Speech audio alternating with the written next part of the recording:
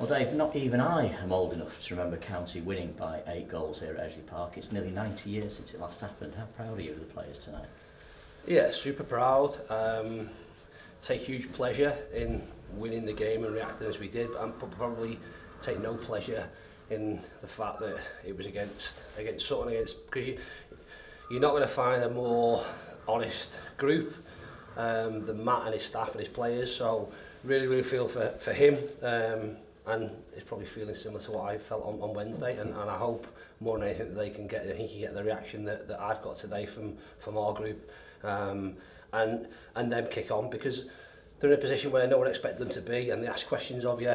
We've been very good today, and really efficient, really clinical, and most importantly, our performance was right in terms of what we are as a team and what I want my teams to look like, regardless of the fact we scored 8 goals. That comes as a consequence of doing the right things in and out of possession, and we've got our rewards today. You might be sympathetic, but your players weren't. They were ruthless today, and I mean, in terms of a reaction, you couldn't have asked for more from them today, and that must give you a lot of pleasure, because I know it's not easy for you on Wednesday to criticise them, because you know you're going to have to pick them all again. Yeah, listen, I don't want to criticise them at all at any point, but I'm honest with them, and I would want someone to be honest with me in terms of what I'm doing, because at some point, if I'm not honest with them, they're going to be disappointed. Whether that's them not being in the team, whether that's not their contract's not being renewed, whatever that might be, we all need to move forward and improve. And they dropped the standards on Wednesday and went away from, again, what we are, and that's important, because you can be rubbish technically, and you can have a really bad day at the office, but I still should see, and the supporters should still see what we are in terms of our philosophy. And that was important on Thursday, that when we spoke about the game, we didn't particularly speak about the game, we spoke about us, and I suppose reminded them of what we are in possession, what we are out of possession, what we want to try and do. Today wasn't perfect, but when mistakes were made, I saw a real reaction of someone looking to go and run and press to pull the mate out the mire. I didn't see disappointment. I saw brilliant reactions. I saw the desire to play forward when it was on to play forward, and momentum build straight from that first goal. There was some brilliant stuff that we played, and we challenged them at half time to say, I don't envisage it can be better or as good in the second half as been in the first half. That's always the challenge when the game's won, if you like. And it might be that we need to do things in a different way in terms of control, in terms of where we look to play, because it's something I think we can do better in terms of, especially in tight games, rather than it being games that are won by a big scoreline early. But in fairness, like I say, they kept going. We were probably less attacking in the second half, but we were probably even more clinical. The opportunities we created were less, but they were really good opportunities.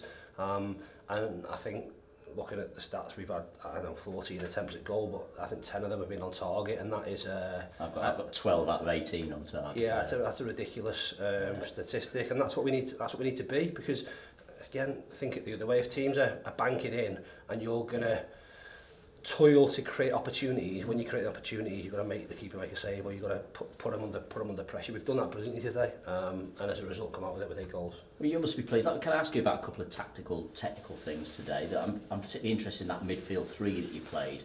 You put Campsey really at the heart of it, and moved Crosby to the left, Odin to the right, and Crosby, I mean, in that first 20 minutes was just unplayable. Got 2 goals, and tell us a little bit about his role today. Yeah, so I suppose looking at, for us, around control and spare bodies and extra players in the middle of the pitch, Campsey struggled with injuries and things, but technically he's I don't want this to sound the wrong way, technically in possession he's a better ball player than what Crosby is. Crosby had different strengths. So just felt that if they were to be banked in, then potentially have a spare player in the middle of the pitch. If we've got the spare player in the middle of the pitch, could we get Campsey on the ball and look to dictate and spray passes from there? That meant that Crosby to a side, Odin to a side, and give them licence to make them underlapping runs and run forward. But I suppose on the flip side of that, if we're going to press, then Crosby and Odin do it better than what Campsey does. So again, played them inverted opposite sides, probably more from the fact that I think normally you come up against a Sutton team that are a big physical team, and outswinging crosses they'll deal with most of the time. So could we mix it up a little bit, and whether it be Odin picking the ball up on the right and looking to cut inside, so either play off the front or shoot or cross in swing, and similarly with Crosby. And they've both got themselves into really good positions. Crosby's got himself 2 goals, got at least another one. But as run forward and stretched the game and caused Harry Butin with problems in terms of him having to track him. So you try things. We've had to look at things over the past few weeks around, at times picking a shape and picking a team where the personnel potentially at times becomes more important than what the shape is, because you want to try and get your most experienced, best players on the pitch. And thankfully something that we tried, like I say, today has paid off for us. And like I say, staff take an awful lot of credit for that. Well, I think so do you, because I know in terms of in-game management, I know obviously we're 2-0 up after 11 minutes, but I watched you were shouting to your defenders, because you started with a back 3 or back 5, whatever you want to call it, but you seem to be saying to them, when you've got the ball, let's go to a 4, when we've not got the ball, we are a 5. Was that the message you were relaying? We, again, you watch the opposition, so in their games, what they do is they sort of leave the back 4 and the 2 sitting midfielders in place, and they mix around a little bit with their front 2 and wide players. So they did it against Colchester, where to stop Colchester pressing out, they put 1 centre forward central, plus the 2 wide players against Colchester's back 2 wide centre backs, and put another centre forward against the deep line midfield player. We looked at that and thought that if we could drop Noilly down, shift Fraser across and put Ethan as an orthodox left back, then all of a sudden we give ourselves an extra play and we could have control there. And I suppose then if they had flipped to a 2, it then would have been understanding Noilly needs to get higher, we could flip back round and become a 3. So it's just having the, like I said, the flexibility to be able to change systems within the game in order to give us control and to find them overloads that we're looking for. And we work that an awful lot, and it's a lot of information for players. Of course, and we work a lot through pre-season against playing different systems. We've mixed our system up this season with, like I say, with the injuries we've had. So there's lots of things for them to deal with in the hullabaloo of a League 2 game with 9,000 people around them. Sometimes that's difficult, but I thought they did it absolutely fantastically today. They did, and because so often you can see sides, they might be 4-0 up at half time, and then the second half's a bit of a damp squib, but you really built on it, and it's partly down to your subs. Did you leave yourself a bit open today though, because you've gone 6 without a win? Let's put the top scorer on the bench. You could have left yourself a bit open today, but of course he comes on and scores. Yeah, no, we had to make a decision after Wednesday around that's done. We've got now 5 really important league games before the window opens, and I had a chat with right after the game, to be fair. I said in the office, in I suppose them moments of disappointment, that I just felt that playing the 3 of them and playing Paddy as a 10 doesn't get the best out of them. So for the next 5 games, I'm going to try and mix it up and make sure that if we're playing with a 2 up, then 2 of those 3 play, and it won't be based on performance. It'll be based on what we think like physically, what we need to do to the opposition, where we think we can hurt them, and all them things. So Tanta wasn't left out for not being good in any way, shape or form, because if that had been the case, then we wouldn't be able to feel the team today.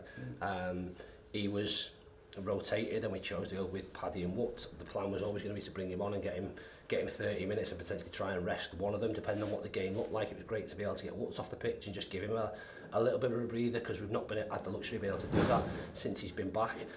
But it'll be different again on Friday in terms of how we want to go about playing against an Ox County team that are different than polar opposites. They are different than what Sutton's team is. So yes, we need to control what we do, but ultimately we need to look at what the strengths and weaknesses are of our opponents in order for us to go and impose our threats on the game. Obviously it paid off because Paddy got a hat-trick for you today. Just talk to me a little bit about him. How good is he? No, he's great in terms of what he's done over his career. Like I say, Pad'll have thoughts around him and what he is as he gets towards the latter parts of his career, but ultimately he's a goal scorer, and I don't think he should ever tip away from that and go and try and go in a different direction and become a creator, because his strength is his finishing and getting into the good areas and the ability to hit the target, and he's done that 3 times today. Football League hat-trick, another one, I'm not sure how many he's got, but another one, and like I say, a brilliant part in what was a fantastic team performance. I don't think anyone today you can look at, and some people will always have a little bit of a sticky patch. I thought from not 1 to 11, but 1 to 11 in terms of players, we were absolutely fantastic today, and thoroughly deserved a win. I'm not going to sit here and say we were deserving of winning by the amount that we did. We deserve to win, and that's the most important thing. I know you're sympathetic with Matt Gray and his team. In fairness, actually, I don't think any team in League Two could have lived with us today. We were that good, weren't we? I would hope that would be the case, though, if we can control what we can control and go about our business in the right way, because we'll have times when we might be brilliant without the ball, we might be absolutely stinking with the ball. That'll happen. But if we stick to what our principles are and what philosophy has got us success over the past couple of years, then I think we're a match for any League Two team. If we're as clinical and efficient as we were today, then I absolutely agree with you in terms of anyone potentially would have struggled against us today, and that's huge credit to the players. I know you've talked a lot about the January transfer window. There's an additional complication you've just been telling me. Macaulay Southam Hales, tell us about his injury. Yeah, so he's got a fracture of his fourth metatarsal. So we got scan results last night, which was a shock to everybody, to be fair. Mac has not felt anything. There's not an incident that's happened in the first half. We've tried to look back. There was a tackle in the third minute, which was the only real physical contact. He said that, again, afterwards, thinking back, he's felt something when he's crossed the ball after 4 minutes, but he's then played 42 minutes with a fracture in his foot. He's come off at half-time, fine, sat down, almost cooled down a little bit, gone to stand back up, and then has felt something. So it was like, feeling something, I'll try and carry on type thing. But when he come off, we didn't think it would be anything, like say, sinister. It improved, and then Friday morning felt a little bit sorer again, if you like, but not in a specific place, just general soreness. So we sent him for a precautionary scan, and it said that, like I say, he's got a fracture. So he needs to have a CT scan and see a surgeon just to get an understanding of what the next stages are. But I think a best case scenario, but even if it's not, he's in a boot. For a broken bone to heal, you're looking at 6 to 8 weeks. Best case scenario, you're probably looking at 12 weeks, 3 months, which is, listen, disappointing for all of us, but especially disappointing for Macca, because he was in a good run, and he's been plagued by injuries throughout his career, really. And the longer it goes, the more hope you build that robustness is building and building and building. And like I said, that's a big blow for us all.